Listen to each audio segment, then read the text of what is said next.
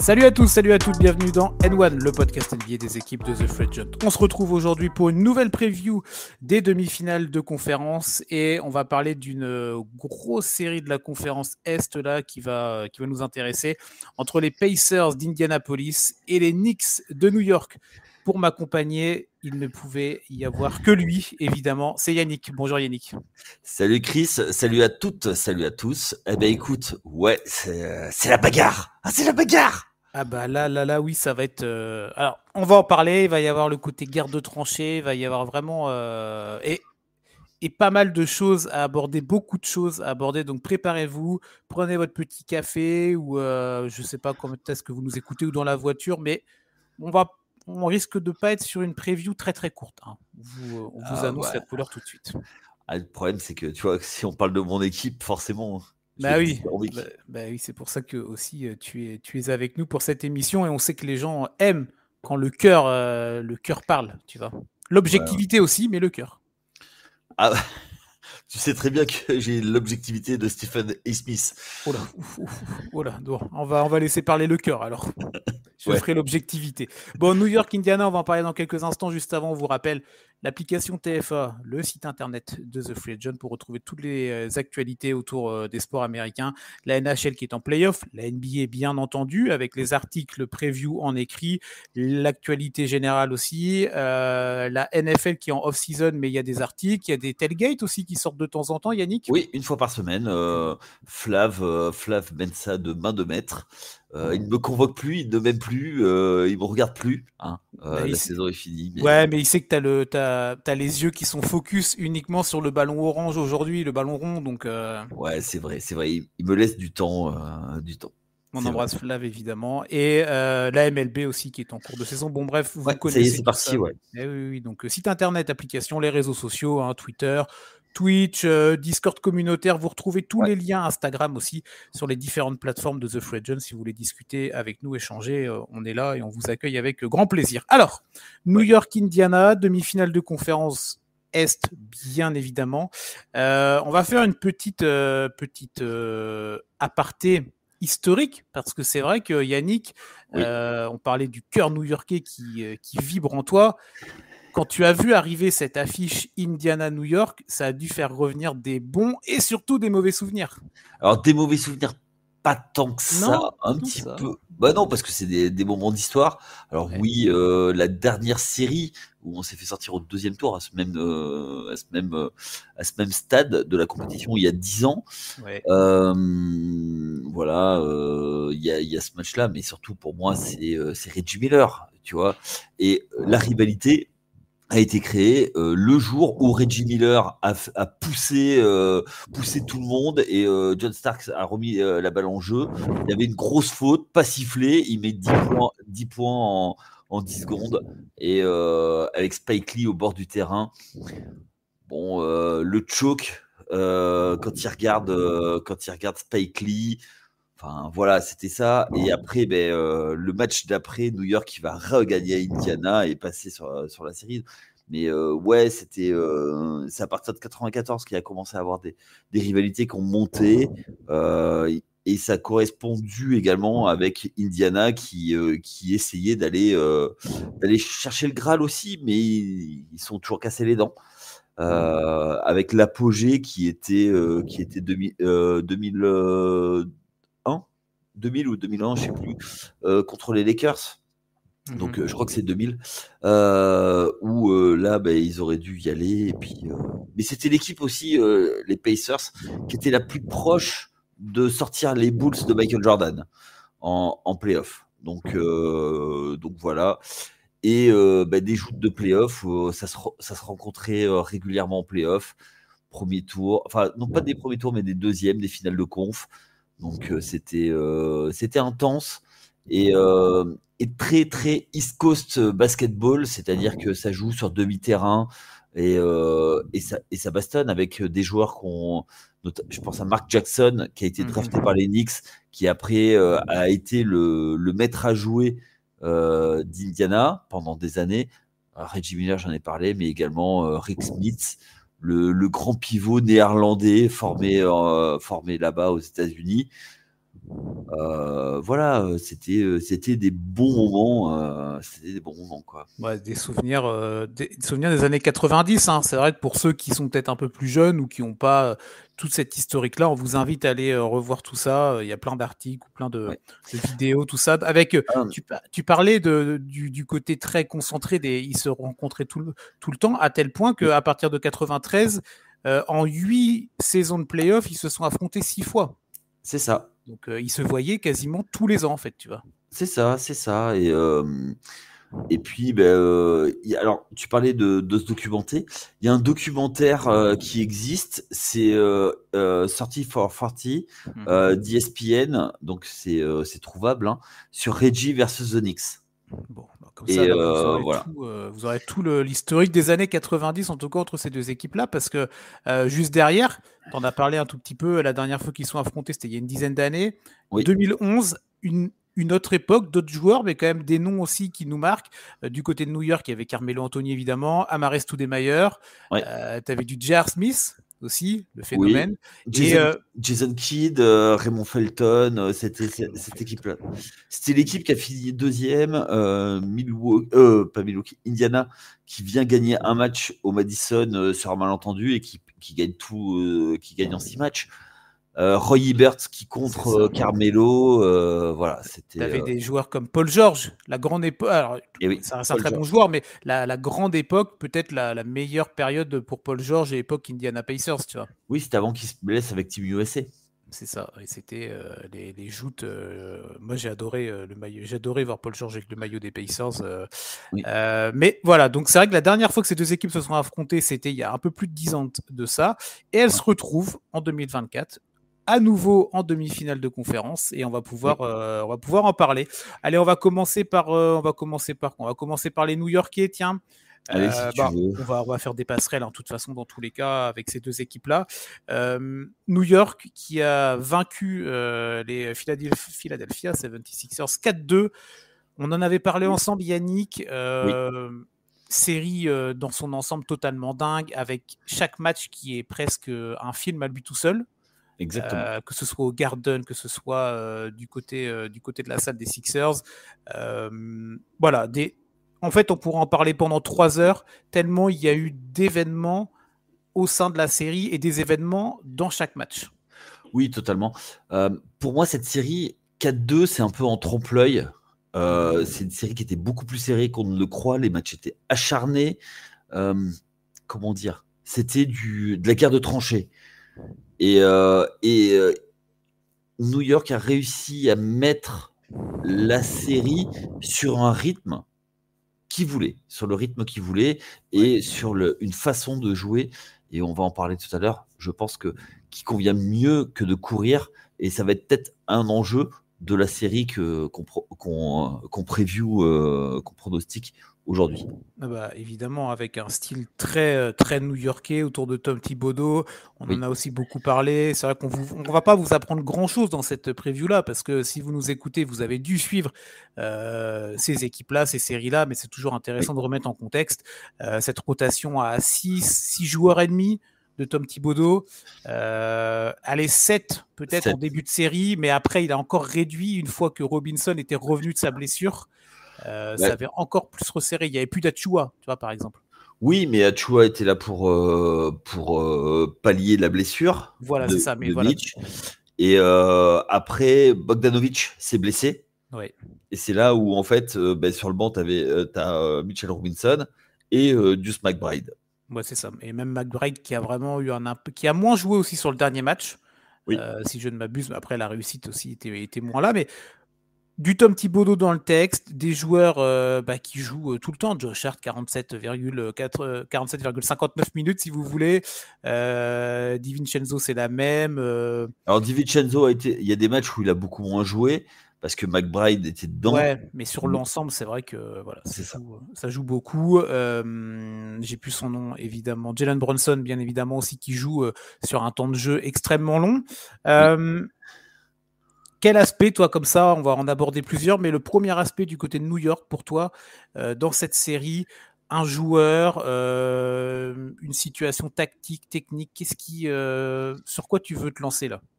Moi, je pense que la série va se jouer sur le rythme. C'est-à-dire Ok. que, exactement comme la série de Milwaukee, Mhm. je pense que si Indiana arrive à imposer un jeu run and gun, New York n'arrivera pas à suivre. Ok. En revanche, sur demi-terrain, je pense que ça peut être beaucoup plus intéressant pour New York et aller chercher aller faire des fautes, aller chercher épuiser la défense d'Indiana.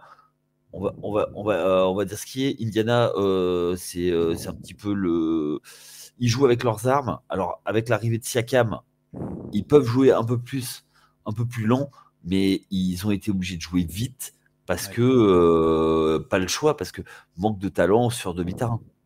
Ouais, parce que c'est le jeu aussi. C'est les joueurs, des gars comme Tyrese Haliburton, bah, font que ça joue vite. Et Indiana, toute la saison, ça a joué vite. Donc, ils ont ralenti parce que c'est les playoffs et que tu dois ralentir. C'est comme ça que, historiquement, se fait aussi. Bah, parce qu'il y a une équipe adverse et que l'intensité monte. Ouais, c'est ça. Mais en tout cas, c'est sûr que sur le rythme, moi, je te rejoins. C'est un des premiers mots que j'ai noté. En tout cas, le rythme et le style de jeu, tu vois, plus globalement, t'en parlais.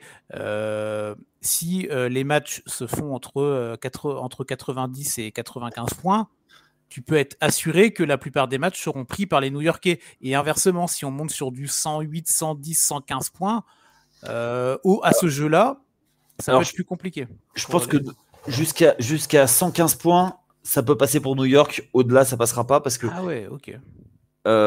ouais, parce que je pense qu'ils n'ont pas l'effectif pour ça. On a, Ah, tu les vois ah ouais, moi je pense vraiment, toi, il y a une barrière presque psychologique. Alors, je vais pas dire les 100 points parce que mais on s'en approche, tu vois, où il y aura ouais. vraiment un côté tranché d'un côté en Mais faveur de New York et un autre qui sera plus à l'avantage des Pacers. Tu vois. parce que si c'est des matchs qui jouent en 110 points, ça va courir. Ça veut dire que les possessions seront courtes. Mhm. Et surtout du côté d'Indiana, qui aura besoin de relancer.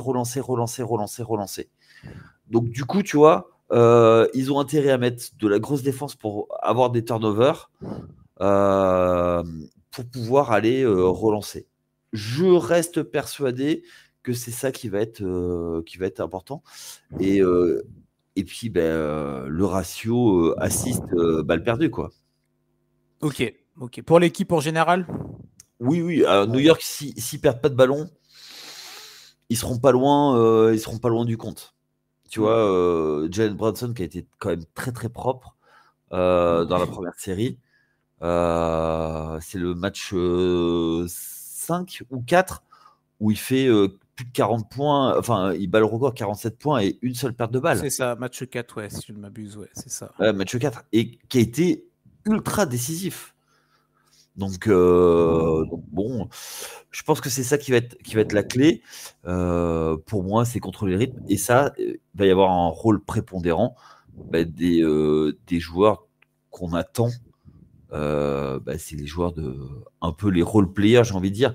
Les Josh Hart, les DiVincenzo, qui vont devoir battre le fer. Est-ce que tu penses que ces joueurs-là, il y a Anunoby aussi qui a eu un bel impact sur la deuxième partie de la série, en Oui, particulier contre Joel Embiid. Là, ce qui va être oui, intéressant, c'est qu'il va retrouver son ancien partenaire de Toronto avec Pascal Siakam. oui. Euh, Est-ce que tu penses que ces joueurs-là ont cette capacité de pouvoir reproduire encore et encore, tu vois, tous ces efforts dans dans un match-up différent, dans une confrontation différente, mais est-ce que tu vois un Josh Hart qui va aller encore te chercher des 12, 15, 17 rebonds, des mecs comme Oui, DiVincenzo qui peuvent te sortir du placard et aller marquer les points qu'il faut quand New York est un petit peu en manque d'adresse, tu vois? oui, complètement. Je vois pas qui peut arrêter Josh Hart au rebond. À ce point-là, ok. On sait il était à plus de 12 points de moyenne, plus de 12 rebonds de moyenne. La plupart, c'était des rebonds offensifs, Josh Hart. Dans Il la est, série contre Philadelphie, tu dis? ouais, dans la série contre Mm. Philadelphie. Ok. Moi, je reste persuadé que ça va être ça. Il est à 12,3 rebonds, Josh Hart. Et là-dessus, tu vois, il y en a presque 4 offensifs. Ah bah oui, on l'a vu maintes et maintes 3-7. fois. Et voilà. Et en face, je vois pas. parce qu'à part Miles Turner, je vois pas qui est capable de l'arrêter, en fait. Ouais, Miles Turner, on sait que c'est pas ça. On sait qu'il est capable d'un très haut scoring. On l'a vu là contre Oui. Milwaukee. Il claque un 27 points, quelque chose comme ça à un moment. Mais, Ouais, mais le rebond, c'est pas sa force première. exactement. Après, il prend des rebonds, il a des Oui, stats de parce qu'il est rebonds. grand déjà de base. Donc, Ouais, voilà. Donc, mais voilà. Et en face, il aura un client avec Isaiah Hartenstein. Mais le duo Hartenstein-Robinson, toi, Oui. toujours en alternance, soit l'un, soit l'autre, dans des profils différents. Bah, il y en a un qui est beaucoup plus défensif, l'autre qui est plus all-round. Et, Hartenstein, qui est sorti de la boîte au match 6 pour aller gagner, où il a amené les points qui étaient pas exigés de lui, mais qu'on attendait. Tu vois, Ouais. il fait 10 points de moyenne sur la série. Mhm. Enfin, il a step up par rapport à la saison, quoi, tu vois. Ah oui, Donc, oui. Il est monté en intensité et en rythme au bon moment. ouais. Mais Ashua, ça m'étonnerait pas qu'il ressorte un petit peu de la boîte. Ok, bon, ça sera à suivre. Moi, du côté de New York, évidemment, on en a un petit peu parlé, mais on va pouvoir faire un focus là-dessus, autour de Jalen Brunson, Oui. qui a eu du mal dans les 2 premiers matchs au Garden. En termes d'adresse en particulier, c'était pas vraiment ça. Et à partir du Game 3, ça a vraiment explosé, où il a mis 40 points. Après, il y a eu les 47 dont tu parlais, avec Ouais. cette seule paire de balles, et la fin de la série, où il est vraiment extrêmement bon. Le dernier match... Ouais. 4 matchs à plus de 40 points. Ouais, c'est ça. Et le dernier match pour qualifier New York, encore une fois, il est phénoménal. C'est un vrai monstre. Juste deux, trois chiffres pour aller dans ce sens-là. 35,5 points de moyenne donc, sur la série. Il est à 9 passes même, donc ça c'est intéressant. Tu vas Ouais. planter des 40, des 47 points, tu vas faire 4 matchs à plus de 40 points, mais tu n'oublies pas les autres, tu distribues du caviar, 4,5 rebonds derrière, donc il est présent, il est comme toute cette équipe de New York où tu as plein de joueurs qui vont tout le temps aller récupérer ces petits ballons, qui vont aller gratter ces ballons de seconde chance. 43% de réussite globale, 30% à 3 points et surtout voilà, quasiment 44 minutes de jeu. Mais quand tu regardes Brunson sur un terrain et quand tu le voyais contre Philadelphie, qui avait des armes à lui proposer défensivement, quand Ouais. tu regardes les derniers matchs de Nico Batum sur Jalen Brunson, Nico Batum a fait plus que le boulot, mais ça n'a pas empêché Brunson d'aller quand même faire des masterclass. Et quand tu regardes Brunson, tu as l'impression que le gars, il pourrait jouer pendant 3h30 en fait. Il n'est jamais fatigué, il ne sort quasi jamais, et on voit pas sur son visage, c'est pas le joueur le plus expressif, mais tu ne vois pas d'état de fatigue en fait sur lui. C'est ça qui, moi, m'impressionne le plus. Tu vois. Oui, complètement. Après, faut quand même un peu nuancer. Il n'avait pas été très très adroit à 3 points. Il fait 30%. Oui, c'est pas dingo, mais bon, Au lancer franc, il fait un 77% parce qu'il en shoot beaucoup, parce qu'il y a un jeu qui fait qu'il va beaucoup sur la ligne. Bon, moi je pense qu'il a été. Oui, il a marqué 40 points sur 4 matchs. Je pense que il faut pas être trop dépendant de lui, donc les autres joueurs vont être prépondérants. Et derrière, tu l'as dit, il a un côté playmaker avec ses 9 passes décisives de moyenne. Ouais. Voilà, il va falloir qu'il soit beaucoup plus distributeur et qu'il maintienne. Moi, ça me dérangerait pas s'il baisse un peu son nombre de points et que derrière, tu vois, un OG Anunoby marque plus, par exemple, ou un DiVincenzo marque plus. Tu vois, que la répartition dans le box score général soit un peu plus fluide, pas fluide, mais en tout cas qu'il y ait un peu moins de pics. Parce que DiVincenzo à 36%, ça n'arrivera pas toutes les séries.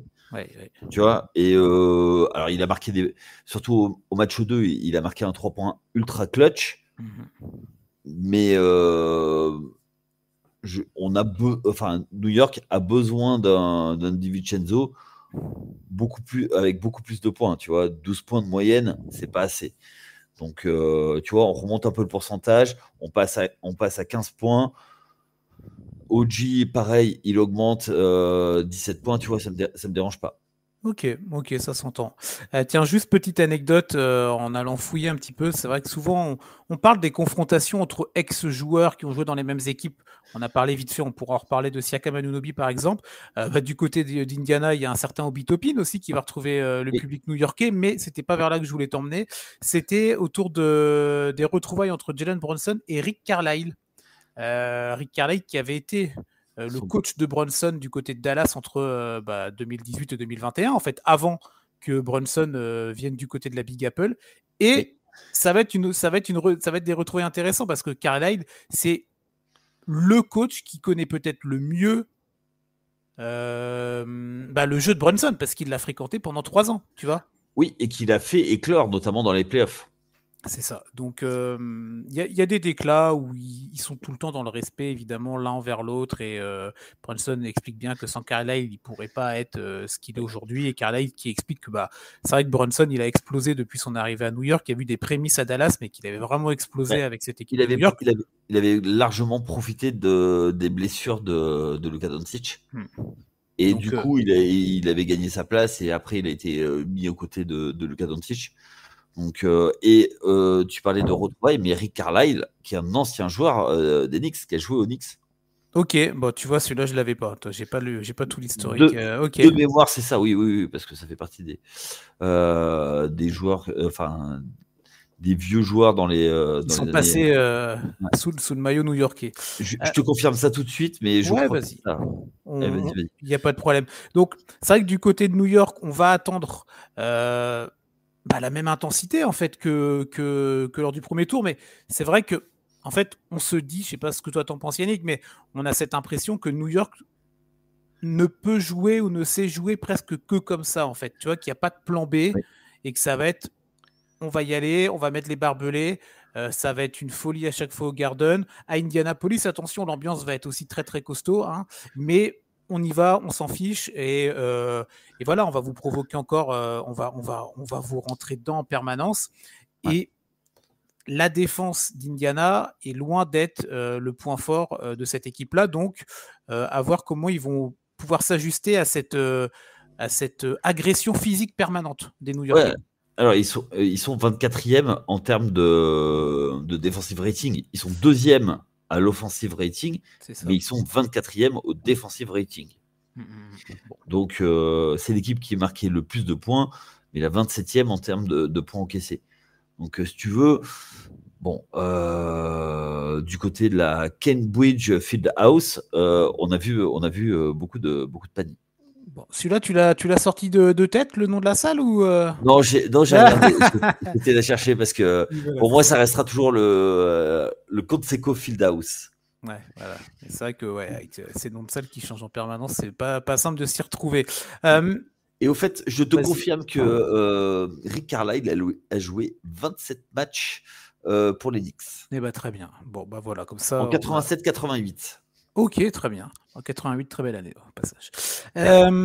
On va dérouler tranquillement notre preview. On va aller du côté un petit peu d'Indiana. On en a un petit peu parlé, mais on va pouvoir faire un petit focus. Les Pacers qui se sont qualifiés 4-2 contre Milwaukee. Je pense qu'en termes de bracket de ce premier tour-là, je ne sais pas si c'était 50-50, 60-40, peu importe, mais on ne va pas dire que Indiana devait être nécessairement dans tous les brackets pour une qualification en deuxième tour. Après, ils ont quand même profité, et ça c'était à leur crédit, et de pas mal d'absences du côté de Milwaukee. Giannis Antetokounmpo qui n'a pas joué du tout de la série, Damian Lillard qui était là, qui n'était pas là, qui est revenu, qui est reparti, qui est un petit peu revenu. Bon, c'était compliqué. Et globalement, cette équipe d'Indiana qui a montré des belles choses, t'en as parlé, et on va continuer à en parler, mais voilà, qui a affronté une équipe de Milwaukee, on en a beaucoup parlé dans les différents N1 cette année, une très mauvaise année pour Milwaukee dans l'ensemble. Compliqué sur plein d'aspects sportifs, extrasportifs, coaching, et en fait, bon, c'était peut-être pas le meilleur QV des Bucks qu'Indiana a affronté. Alors, vu que tu me lances sur Milwaukee, je vais paraphraser un ancien président de la République, c'est qui, quand il parlait de mai 68, c'est la chienlit. Ah non, mais franchement, Alors, on savait que c'était une équipe qui avait besoin d'être régénérée. Ils changent de coach. Ils mettent à la demande des joueurs un coach. Au bout de même pas à la mi-saison, ils virent le coach pour prendre Doc Rivers, le serial shocker. C'est à rien y comprendre. Et l'arrivée de Damian Lillard, qui voulait lui aller du côté de Miami, se retrouve là-bas sur un trade. Jrue Holiday qui s'en va. Une équipe vieillissante avec des role-players qui vieillissent. Giannis Antetokounmpo encore blessé au premier tour de playoff. Ça fait 2 années d'affilée. Ça sent pas bon du côté de Milwaukee, tu vois. Je pense qu'ils ont eu leur titre. Heureusement qu'ils l'ont eu. Après, par la suite, bon, moi, l'avenir est. Alors, ils sont pas à l'abri que, tu vois. Alors, ils ont re-signé Middleton parce qu'il fallait re-signer Middleton et ils sont bloqués du cap space. Brook Lopez, qui n'est plus ce qu'il est. Bobby Portis, c'est Bobby Portis. Bon, t'as toujours Damian Lillard. Bon, qu'est-ce qui va se passer, quoi? Ok, bon, avenir nuageux et sombre pour Milwaukee, mais oui. Pour rebondir sur les Pacers, ils ont quand même du coup, voilà, ils ont eu toute cette configuration dont tu as parlé, mais ils ont quand même été finir le boulot, tu vois. Il fallait, de toute façon, il fallait aller au bout de ce premier tour-là contre cette équipe de Milwaukee. Première qualification pour Indiana en 10 ans. Hein. On a parlé tout à l'heure des séries historiques et d'un Indiana dans les années 90, 2010 avec Paul George, mais depuis, pour Indiana, ça a été une longue route aussi compliquée, avec pas mal d'années sans play-off, ou alors une élimination au premier tour. Donc, des retrouvailles aussi pour cette franchise, cette vraie franchise de basket que sont les Pacers autour des playoffs et autour du noyau resserré des playoffs. Quand tu arrives en demi-finale de conf, ça commence à devenir un peu sérieux. Ouais, totalement. Alors, c'est une franchise qui a pris un parti, c'est de jamais tanker. On vous laisse revenir sur un épisode qu'on a fait les 4 membres du podcast, à la fois du mardi et du vendredi, sur les constructions de franchise. Eux, ils ont décidé de prendre une autre voie. Et ça a été plutôt bénéfique. Ils se remettent sur la carte. Et je trouve que c'est assez intéressant. Mais après, pour revenir à ça, effectivement, oui, c'est une équipe qui a fait le taf contre Milwaukee. Rick Carlisle, il faut lui donner du crédit. Il sait gérer son effectif de main de maître. Il amène le match là où il veut. Et tactiquement, il a été très très bon. Oui. Oui. Il a amené sur un jeu rapide, avec des points. Donc... Oui, quand tu as une équipe en face qui est affaiblie parce qu'il manque le ou les joueurs vedettes, ceux qui te marquent le plus de points, bon, bah, tout de suite, ça devient plus compliqué aussi. Tu vois. Oui, mais Doc Rivers aurait pu couper les rythmes, tu vois, faire en sorte de donner un jeu plus rude. Oui. Et alors peut-être qu'il n'avait pas l'effectif, qu'il a essayé et que c'est l'effectif qui n'a pas répondu. Alors du coup, c'est un autre problème. Mais voilà, enfin c'est. Je pense que sur la série, il faut donner beaucoup de crédit à Rick Carlisle, qui plus après, on va parler des joueurs en détail, mais ouais, c'est quand même c'est pas des peintres les Pacers. Bien sûr. Et Carlisle est un coach référencé en NBA. Il est là il a bien roulé sa bosse, comme on dit. Il est là depuis un paquet de. Il a commencé à Indiana, après il est parti à Dallas, il a gagné un titre à Dallas et il revient à Indiana. Bah oui, c'est ça. Il refait, il ferme la boucle en tout cas pour le moment pour lui. Moi, on va lancer sur les joueurs et moi, il y a un joueur en particulier qui m'intéresse dans cette série. C'est Pascal Siakam, le champion avec les Raptors en 2019. C'était pas le joueur majeur, c'était Kawhi Leonard. Lui faisait partie de l'effectif, c'était un lieutenant. Bref, peu importe. C'était pas un peu plus, mais oui. Oui, mais voilà, c'était pas la star, mais il a ce titre-là. Il connaît le chemin, il connaît la route dans une équipe d'Indiana qui, elle, ça fait 10 ans qu'elle n'a pas connu une demi-finale de conférence, donc c'est intéressant. Et au-delà de ça, moi je sais qu'on en avait parlé aussi dans les N1, dans les podcasts en sortie de période de transfert, quand Indiana avait fait venir Pascal Siakam. On avait trouvé que c'était un bel ajustement, c'était un bon coup, c'est un vrai joueur référencé, All-Star, calibre All-Star, dans une équipe qui est ambitieuse et comme tu l'as dit, qui ne travaille pas par le tanking, mais qui va essayer d'aller gratter par des moves, par des trades des joueurs avec ce potentiel-là. Et moi, je pense que le pari Indiana Pacers, Pascal Siakam, c'est à partir de ce tour-là qu'on va pouvoir commencer à observer, à juger. C'est pas méchant quand je dis juger, tu vois, mais à commencer à se dire, est-ce que voilà, ce fit-là, est-ce qu'on peut s'attendre à quelque chose de bien? Alors, ça passera peut-être pas par une qualification pour ce second tour-là, on fera nos pronos tout à l'heure, mais au-delà de ça, de se dire pour une demi-année, parce qu'en fait, il a même pas fait une année complète, est-ce qu'on peut vraiment se dire, eh ben en fait, ouais, Pascal Siakam et Indiana, ça peut faire des grosses folies dans 2, 3, 4, 5 ans, etc. Tu vois. J'ai envie de dire, ce trade, il est déjà réussi. Ok, j'entends. Passer un tour, alors ok, ils ont fait, c'était un peu Cendrillon pendant le in-season tournament. Ouais. Ils sont allés jusqu'à la finale. Mais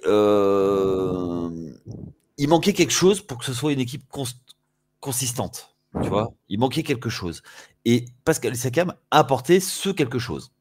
Parce que tu l'as dit, c'est un joueur pro qui je pense fait beaucoup de bien dans le vestiaire. Ouais. Après, je pense que c'est la première pierre du projet. Enfin, c'est une pierre supplémentaire dans le projet. Il manque encore quelque chose. Ils ont un noyau dur de 3 joueurs. Il manque les joueurs aux alentours. Okay. Et je pense que, tu vois, c'est plus à se dire, ok, cette année, c'est la saison pour commencer à travailler ensemble. On va faire une pré-saison complète, un training camp complet, et on verra l'année prochaine. L'année prochaine, ils peuvent être un problème en faisant quelques ajustements. Voilà. Mais pour moi, tu vois, c'est déjà réussi. Passer un tour de playoff, à un moment de la saison, on pensait que c'était illusoire. On pensait qu'ils allaient faire le play-in, qu'ils allaient se fatiguer au play-in. Ouais. Et voilà. Après, ils ont toujours été en haut. On attendait à ce qu'ils baissent à un moment qu'ils aient un coup de mou. Ils ont eu des coups de mou, mais ils sont descendus jusqu'à la 6e. Peu de gens auraient parié en début de saison qu'ils fassent ça. Donc, un 6e qui passe un tour de play-off, j'ai envie de te dire, la saison est réussie. Oui, si tu prends comme ça en regardant le classement, et ça s'entend.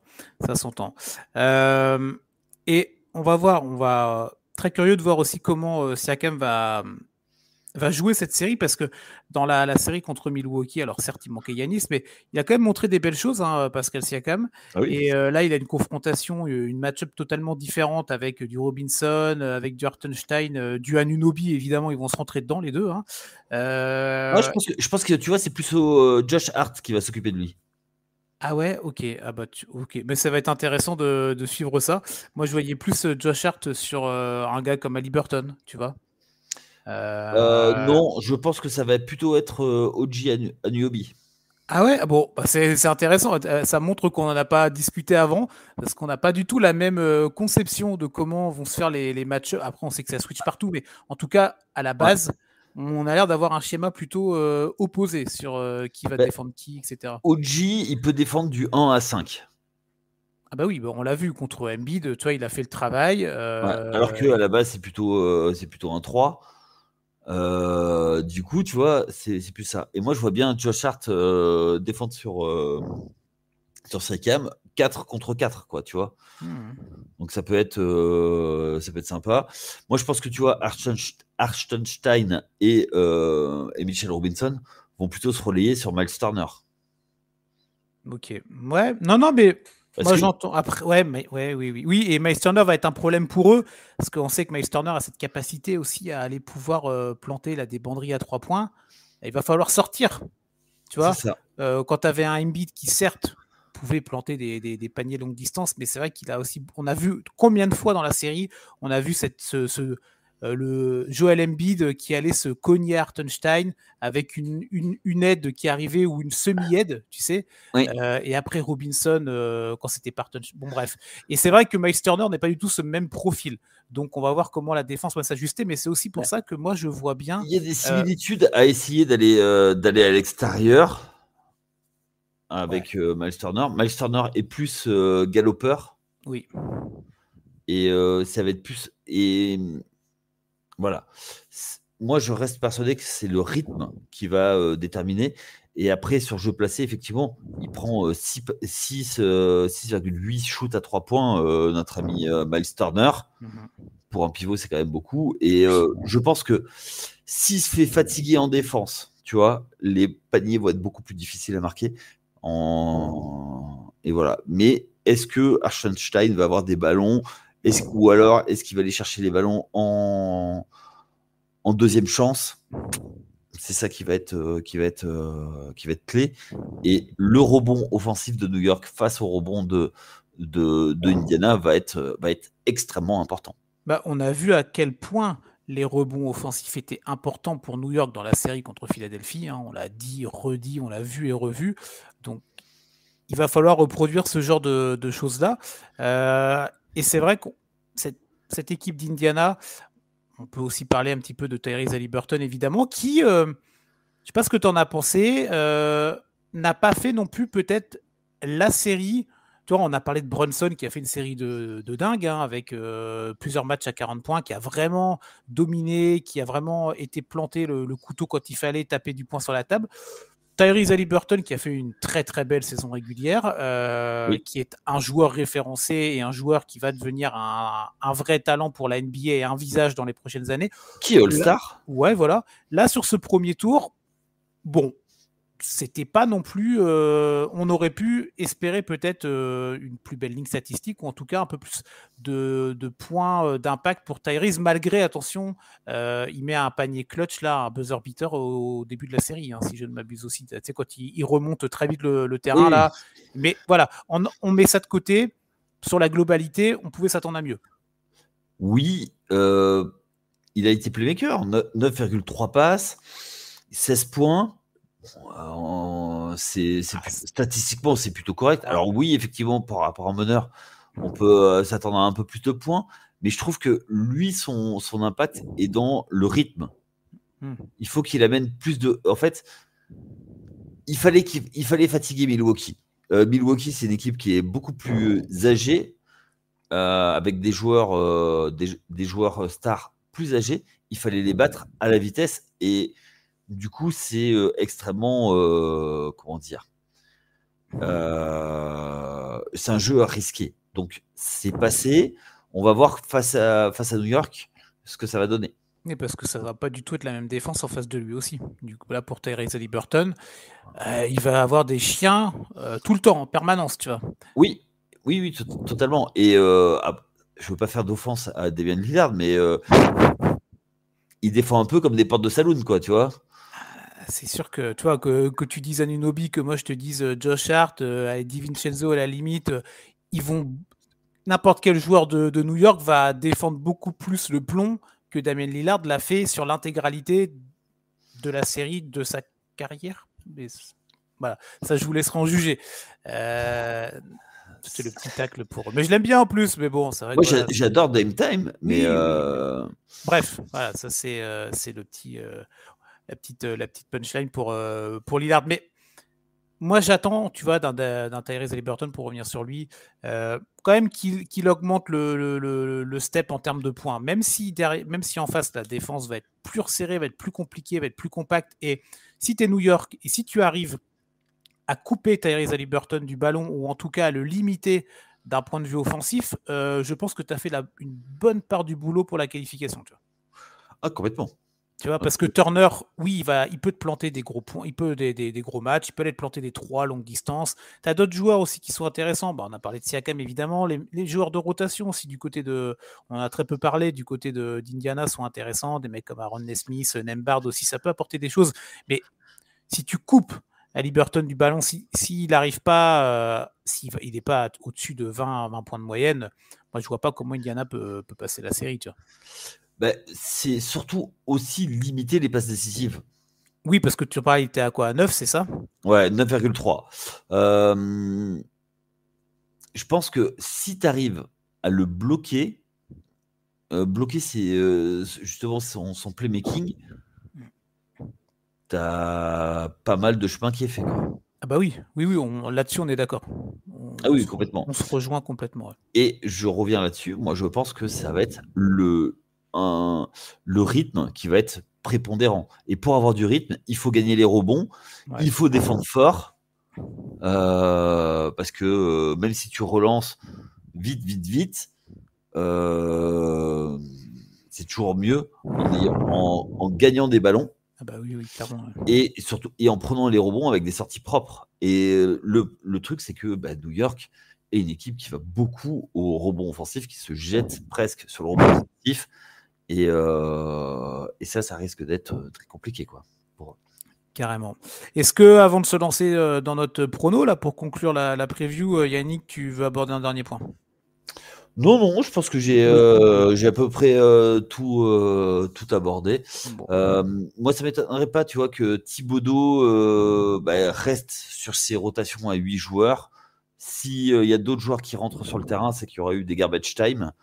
Donc voilà, moi, tu vois, pour moi, les clés de la série vont être là. Le rythme d'Indiana, la défense de New York et les rebonds offensifs de New York. Voilà, c'est l'équipe qui aura le plus de possession. C'est de la palissade, mais plus tu as de possession, plus tu gagnes. Ouais. Ok, bon, très bien. On va passer à notre petit prono, Yannick. Dans cette série entre les Knicks et les Pacers, je garde le meilleur pour la fin et je garde ton pronostic pour la fin. Même si, bon, on pense avoir quand même une petite vision de la suite, mais je me permets de débuter. Vas-y. Je vais être assez court. Moi, il y a le pari Siakam, Indiana, on en a parlé. J'attends de voir ce que va proposer Siakam. J'attends d'Anthony Burton plus de points, qui soit plus le joueur star et le joueur qui numéro 1 de cette équipe des Pacers. Mais moi, j'ai vraiment été hypé par les Knicks. Chaque match contre Philadelphie, ça a vraiment été quelque chose. Ils ont un cœur, ils ont 8 cœurs, tu vois, par joueur. Ils ont des poumons. Bon, bref, ils ont tout en double, en triple, en quadruple. C'est une équipe incroyable, une équipe qui m'a vraiment hypé.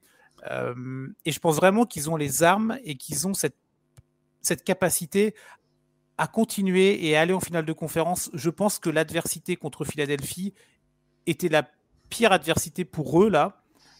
Ils l'ont passé. Ça a été compliqué. Ils se sont un petit peu fait peur au match 5, là. Mais ils sont passés. C'est bien là l'essentiel. Et maintenant, tu affrontes une équipe d'Indiana qui a un style de jeu, mais un style de jeu qui est presque caricatural par moment. Et la défense d'Indiana me fait vraiment peur, autour de Brunson en particulier. Donc pour moi, je vois New York, et je vois New York dans une série plutôt courte, 4-1.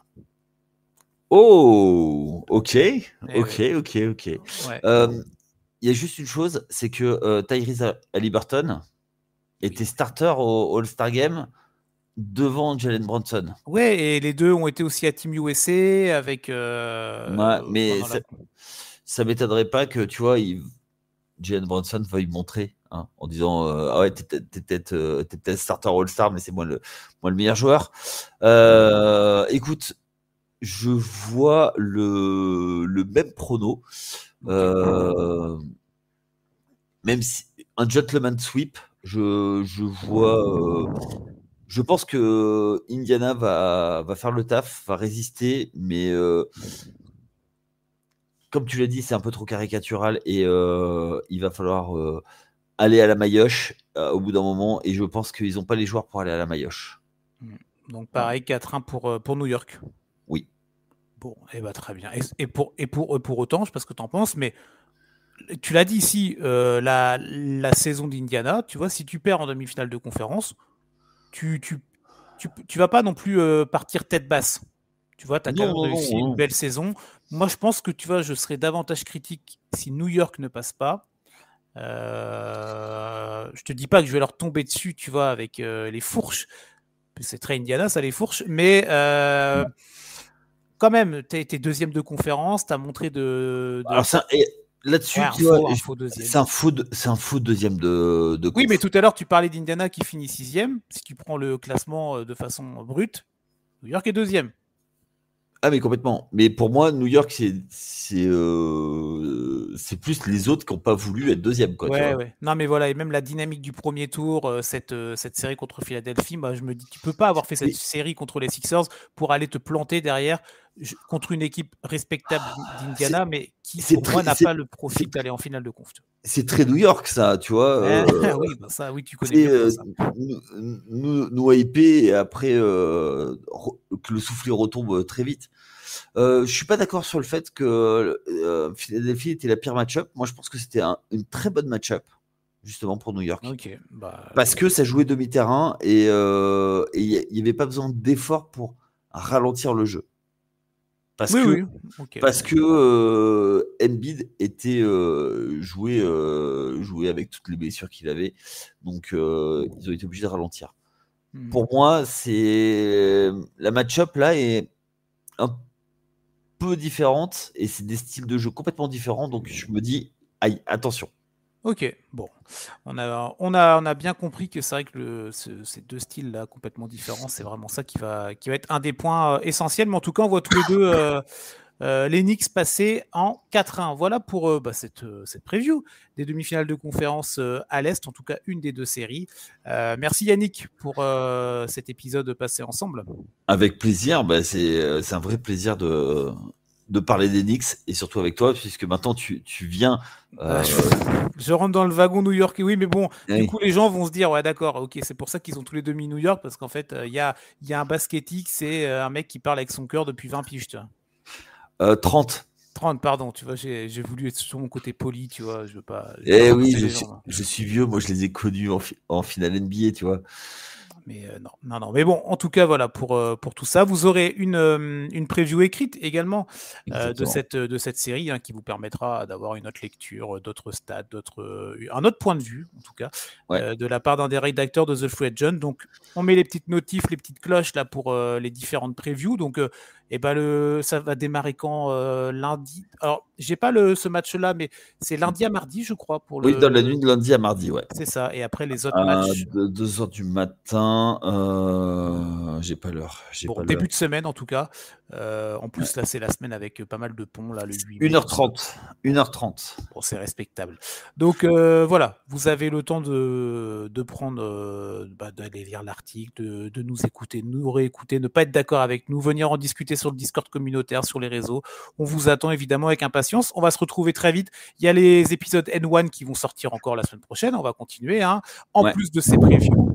Donc, pas mal de petites choses et pas mal de contenu à vous proposer pendant ces playoffs 2024, bien entendu. Merci encore Yannick, merci à vous de nous avoir écoutés surtout. On se retrouve très vite sur les ondes de The Free Agent. Bye bye.